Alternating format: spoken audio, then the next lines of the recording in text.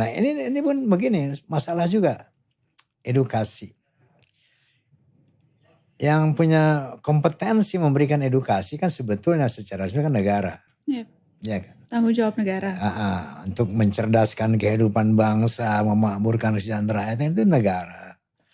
Nah, bagaimana sekira ketika negara masa nggak bisa mencerdaskan bangsa?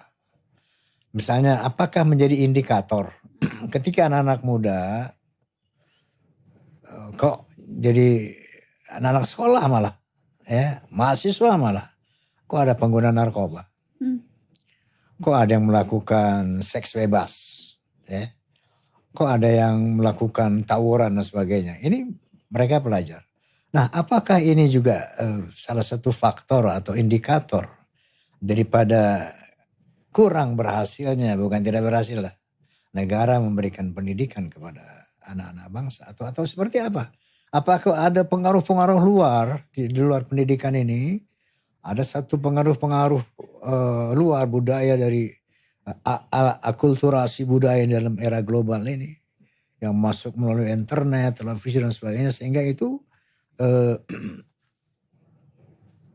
sistem pendidikan yang diberikan oleh negara tidak mampu mengcounter ini ya pengaruh-pengaruh negatif dari luar ini.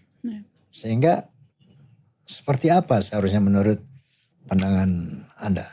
Iya. Mencerdaskan kehidupan bangsa itu tugas dan tanggung jawab negara, tapi aku merasa Bang Aji itu tugas yang terlalu besar kalau hanya diemban oleh satu pihak begitu. Itu tanggung jawab. Berarti kita semua harus ikut mendidik bangsa ya? Iya Bang Aji, itu bukan hanya tugas negara dan aparatnya, tapi tugas kita sebagai warga negara. Karena ada, seperti tadi Bang Aji bilang, ada banyak sekali faktor kan yang membentuk SDM kita, karakter, betul. Keluarga, lingkungan, informasi, segala hal itu yang bisa mempengaruhi karakter dan juga tumbuh kembang generasi bangsa begitu. Jadi menurut saya memang ini tugas yang terlalu besar hanya untuk kita taruh di pundaknya pejabat atau negara, tapi tugas semua gitu. Dan itulah maka pentingnya sistem pendidikan itu direformasi. Dan saya bukan pendidik, tapi saya berasal dari keluarga pendidik Pak Haji. Ayah saya, kakak saya pendidik. Saya dulu sempat jadi duta baca Indonesia 5 tahun. Saya berkeliling Nusantara untuk mengajak orang untuk cinta baca. Tepuk tangan dong. Jadi dari dulu tuh selalu dekat dengan kegiatan-kegiatan pendidikan gitu. Dan memang saya merasa salah satu hal yang kerap kali luput dari perubahan di negeri ini sistem pendidikan. Dan kakak saya Kak Najela, seorang guru, seorang pendidik, itu dia yang selalu bilang bahwa kurikulum dan kerja-kerja yang kita lakukan di ruang kelas itu tuh masih di abad 19, sementara muridnya ini sudah ke abad 21. Dan untuk mereformasi pendidikan itu salah satu yang paling berat.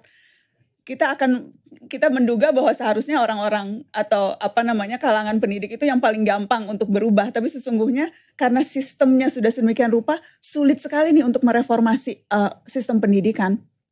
Ada satu isu pendidikan saja ramenya luar biasa. Dulu ketika sempat mau ada UN sebelum dihapuskan, itu kan rame luar biasa. Mau mengubah sistem pendidikan ini selalu rame luar biasa. Jadi memang tantangannya luar biasa besar untuk kita mau mengubah sistem pendidikan. Diperlukan para pendobrak, diperlukan orang-orang yang memang punya visi ke depan, dan semoga itu bisa kita dapatkan lewat lapisan generasi baru. Saya percaya pendidikan itu kunci utama kita, dan kalau diisi oleh orang-orang yang baru, orang-orang yang memang melihat tantangan dunia ini bukan hanya sebatas apa yang ada di ruang kelas. Dunia kita tuh berubah luar biasa, bukan hanya karena teknologi, tapi karena memang demografi, karena situasi, karena alam, karena lingkungan. Krisis iklim itu sesuatu yang real. Apakah kita sudah menyiapkan anak-anak kita untuk menghadapi tantangan-tantangan itu? Pandemi hikmahnya selama 2 tahun ini memaksa kita untuk mengakselerasi percepatan atau perubahan. Dulu 2 tahun yang lalu sebelum pandemi gak kebayang kan kita akan beraktivitas semuanya dari rumah. Rapat, kerja, sekolah semua dari satu tempat. Tapi kan pandemi memaksa kita untuk melakukan itu. 2 tahun nih kita diakselerasi. Tapi di satu sisi itu hanya terjadi pada kalangan tertentu. Di saat kita sudah cepat nih melompat, Indonesia yang sedemikian besar kesenjangan dan ketimpangan yang amat luas. Kita sudah lari ke sini, saudara-saudara kita yang ada di sini yang bahkan gak punya akses internet, itu masih sangat jauh tertinggal. Jadi menurut saya memang tantangan kita luar biasa besar, terutama karena besarnya negeri ini, jumlah penduduknya dan ketimpangan yang ada. Tapi kalau bicara soal pendidikan, itu menurut saya memang satu hal yang harus jadi perhatian. Yang sayangnya jarang, karena bukan isu seksi pendidikan itu, Bang Haji. Dulu waktu saya jadi duta baca tuh kemana-mana kampanye minat baca, nggak laku. Karena investasinya itu baru kelihatan hasilnya generasi yang akan datang. Kita baru ngelihat hasil pendidikan itu bukan setahun 2 tahun. Politisi, pejabat maunya investasi ke barang yang langsung kelihatan. Jadi pada saat pemilu bisa klaim tuh gue udah ngebangun. Kalau pendidikan, lu gak bisa klaim sekarang. Lu baru akan ngelihat hasilnya 5 tahun, 10 tahun, 15 tahun yang akan datang. Kelamaan investasinya. Jadi makanya jarang jadi isu penting, jarang jadi fokus. Karena itu gak instan hasilnya. Padahal itu sekarang menurut saya yang akhirnya jadi berat. Dari APBN kan? Iya. Untuk pendidikan berapa? 20% kalau habis buat bayar. Apa Bang Haji? 20% itu gitu.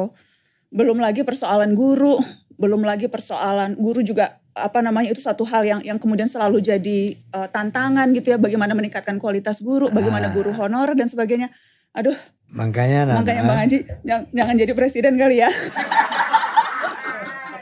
Bukan itu, makanya saya bikin perguruan Islam Roma Irama. Masuk itu. Masuk.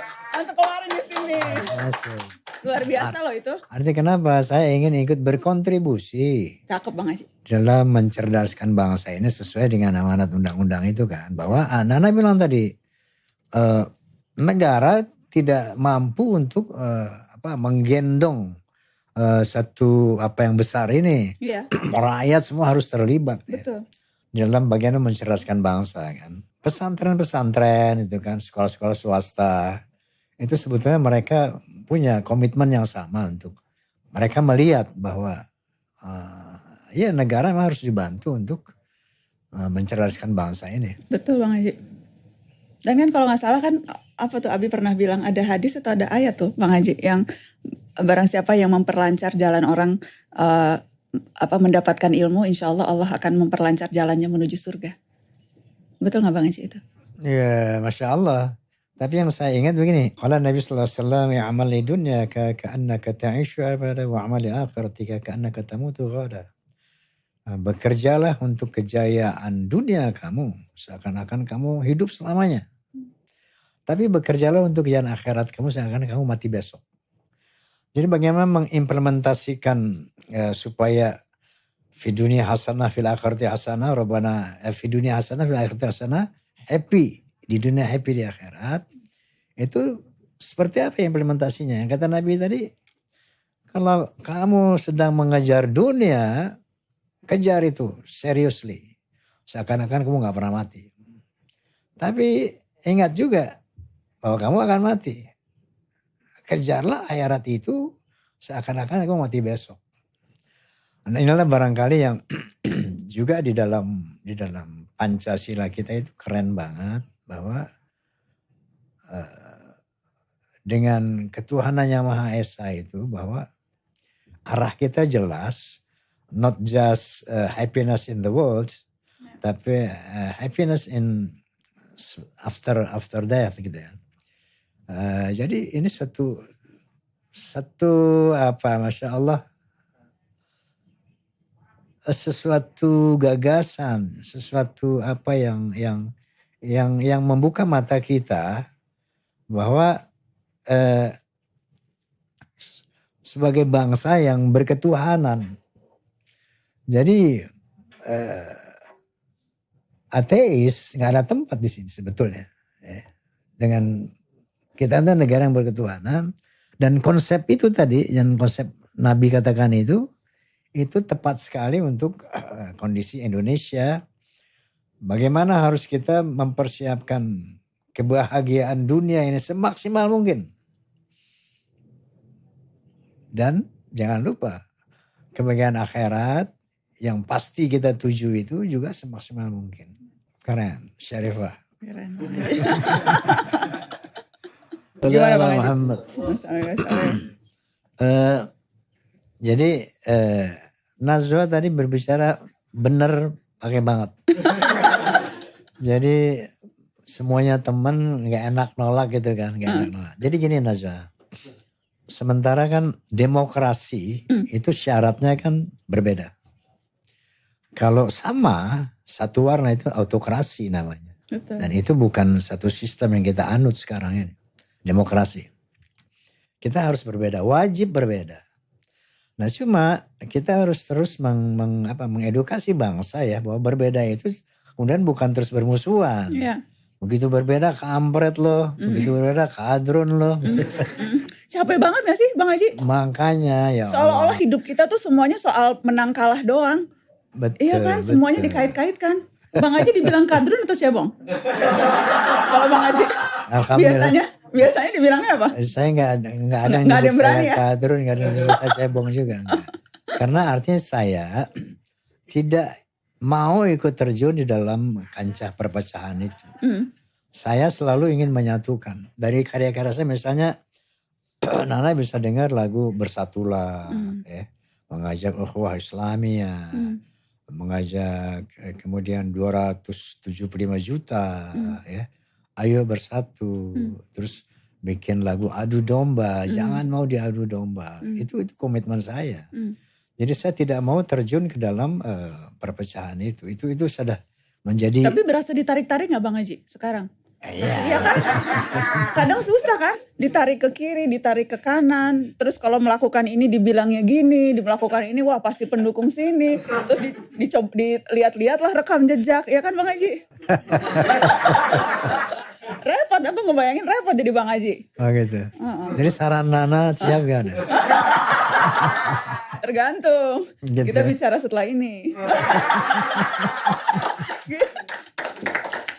Tapi beda gak Bang Haji? Politik sekarang beda ya? Kan Bang Haji udah ngeliat tuh masa-masa dari mulai zaman tahun 70 sampai sekarang Bang Haji. Makin kesini makin bener apa makin gak bener sih kita Bang Haji? Wah, mulai masuk pancingannya.